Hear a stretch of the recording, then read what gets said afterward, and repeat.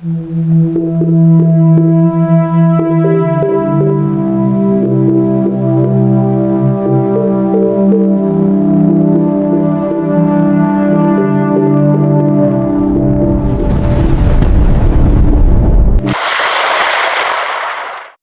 araw po sa inyong lahat. Narito po ang pinakabagong ulat natin sa lagay ng panahon ngayong Martes, ika-24 ng Hunyo taong 2025. Kasalukuyan nating minomonitor ang dalawang weather system, isang LPA at isang tropical storm na nasa labas ng bansa. Bagyong tropical storm. Isang tropical storm ang minomonitor natin sa labas ng bansa na may lakas na 62 km per hour at pagbugso na umaabot sa 88 km per hour. Inaasahan nating dadaan ito sa ating bansa sa mga susunod na linggo at posibleng maglandfall sa silangang bahagi ng bansa. Dahil sa inaasahang paglakas nito, posibleng maging super typhoon ito sa mga susunod na araw. Manatiling alerto at subaybayan ang mga susunod nating ulat. Inaasahan nating lalapit ito sa bansa sa pagpasok ng Hulyo at posibleng maging super typhoon bago pa man ito makalapit. Palalakasin din ito ang hanging habagat na makakaapekto sa buong bansa. Mayroon tayong minomonitor na LPA sa loob ng bansa. Ang mga sumusunod na lugar ay lubhang apektado ng malalakas na ulan, pagkulog at pagkidlat, Bacnotan, Bugyas, Bambang, Baguio, Bolinao, Dasol, San Carlos, San Jose, Candelaria, Tarlac City, Botolan, Angeles, Gabaldon, Baler, Olongapo, Quezon City, Dasmariñas, Pagsanhan, Lipa City, Pagbilao, Lopez, Infanta, Santa Elena, Daet, Naga, Balatan, Iwi, Legazpi, Caramoan, Lubang, Mamburao, Calapan, Pinamalayan, Sablayan, San Jose, at Rojas. Maging alerto sa posibleng pagbaha sa mabababang lugar at pagguho ng lupa, lalo na sa mga lugar na matagal nang nakakaranas ng pag-ulan. Ang LPA ay may bilis na 45 km per hour at pagbugso na umaabot sa 60 km per hour. Makakaapekto ito sa kanlurang bahagi ng Luzon at Visayas. Mag-ingat din sa mga baybayin dahil sa pagtaas ng alon. Lagay ng panahon sa iba't ibang rehiyon. Luzon, makakaranas ng malalakas na ulan at thunderstorm ang Ilocos Region, Zambales, Bataan, La Union, Batangas, at Bicol Region. Maulan at maulap ang kalangitan sa mga lugar na ito. Ang Hilagang Luzon ay inaasahang makakaranas ng fair weather dahil sa bahagyang mahina ang epekto ng LPA. Ang Quezon Province ay makakaranas ng maulap na kalangitan at kalat-kalat na pag-ulan. Visayas, ang Occidental Mindoro ay makakaranas ng maulap hanggang sa maulap na papawirin at biglaang malalakas na pag-ulan. Apektado rin ang mga kalapit na lugar. Ang ibang bahagi ng Visayas ay makakaranas ng maulap na papawirin at biglaang pag-ulan. Sa kabuuan, fair weather ang magiging lagay sa Visayas. Maging handa sa malalakas na pag-ulan at thunderstorm ang mga lugar na ito: Malay, Rojas City, Calacia, Bugasong, San Jose, Pasig, Sara, Oton, Aninii, Escalante, Bacolod City, Canlaon, Kabangkalan, Hinubaan, Manhuyod, Dumaguete, at Bohol. Mindanao, makakaranas ng maulap na kalangitan at kalat-kalat na pag-ulan ang Mindanao dahil sa hanging habagat at sa bagyo sa silangang bahagi ng bansa. Ang mga lugar na ito ay posibleng makaranas ng thunderstorm sa Zamboanga City, Siocon, Pagadian, Dipolog, Cotabato, at Cagayan de Oro.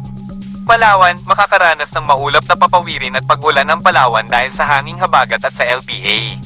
Mag-ingat ang mga lugar na ito sa biglaang malalakas na ulan at hangin: Taytay, Culion, Puerto Princesa, Bataraza, Balabac, at Cagayancillo. Babala. Ang bagyo sa silangang bahagi ng bansa ay posibleng lumapit sa ating bansa sa mga susunod na araw o linggo. Posibleng maging super typhoon ito na may lakas na 185 km per hour at pagbugso na umaabot sa 195 km per hour. Lubhang malakas ang pinsalang may iwan ito. Mag-imbak na ng mga kailanganin sa inyong mga tahanan. Tatawagin itong bagyong Bising. Para sa karagdagang impormasyon, mag-subscribe po kayo sa aming YouTube channel para ma-notify sa mga bagong ulat at updates. Iyan po ang pinakabagong ulat natin sa lagay ng panahon. Salamat po at manatiling ligtas. Dumako naman tayo sa ating partner para sa mga karagdagang impormasyon sa loob ng ating bansa. Ito ang latest na weather update ngayong araw. Sa kasalukuyan po ay patuloy pa rin nating binabantayan itong bagyo na nasa labas ng ating Philippine Area of Responsibility. Isa po itong tropical storm na may international name na Sepat at huli itong namataan sa layong 213 kilometers. Inaasahan pa rin po natin ang mga pag-ulan sa malaking bahagi ng ating kapuluan dulot po ng epekto ng low pressure area pati na rin netong habagat or southwest monsoon. Kung makikita po natin dito sa ating latest satellite animation, meron po tayong minomonitor na low pressure area na huling namataan sa layong 175 kilometers west-southwest po yan ng Iba, Zambales. Ang nasabing low pressure area, hindi po natin inaasahan na mababa ang tsansa na ito ay magiging isang ganap na bagyo, ngunit magdudulot po ito ng mga pag-ulan mostly dito po sa may western sections ng Central Luzon. So sa may areas ng Pangasinan, Zambales at Bataan ay asahan po natin ang maulan na panahon dala ng epekto nitong low pressure area. May kita din po natin sa ating latest sa satellite animation yung mga kaulapan na dala po nitong southwest monsoon o habagat ay nakakaapekto pa rin sa malaking bahagi ng Luzon at sa may western sections ng Visayas at Mindanao. Kaya naman po, asahan pa rin natin ang maulan na panahon sa malaking bahagi ng Central Visayas, Metro Manila, Calabarzon, Mimaropa, Bicol Region, at naman po sa may western Visayas, Negros Occidental, as well as sa western sections ng Mindanao, kabilang po dyan ang Zamboanga Peninsula at BARMM. So doble ingat po sa mga kababayan natin sa mga nabanggit na lugar, sa mga potensyal ng pagbaha o pagguho ng lupa dala ng katamtaman hanggang sa paminsang malalakas na mga pag-ulan. For the rest of the country naman po, inaasahan po natin ngayong gabi ang mataas na tsansa ng mga isolated na thunderstorms o mga biglaang pag-ulan. Ngunit pagdating po ng bukas unti-unti na pong mababawasan yung mga pag-ulan na aaliwalas na ang panahon. Alamin po natin ang magiging lagay ng panahon dito sa Luzon. Dulot po ng patuloy na epekto ng southwest monsoon at pati na rin po ng low pressure area, mostly dito po sa may western sections ng northern at central Luzon, makakaranas pa rin po tayo ng maulan na panahon. So potential na magiging maulan pa rin sa may western sections dyan sa Ilocos region, pati rin po sa may Pangasinan ay sa Zambales, Bataan. At asahan din po natin yung makulimlim pa rin na panahon dito sa Metro Manila, pati na rin po sa mga karatig na probinsya ng Calabarzon at dito po sa western sections ng Mimaropa area.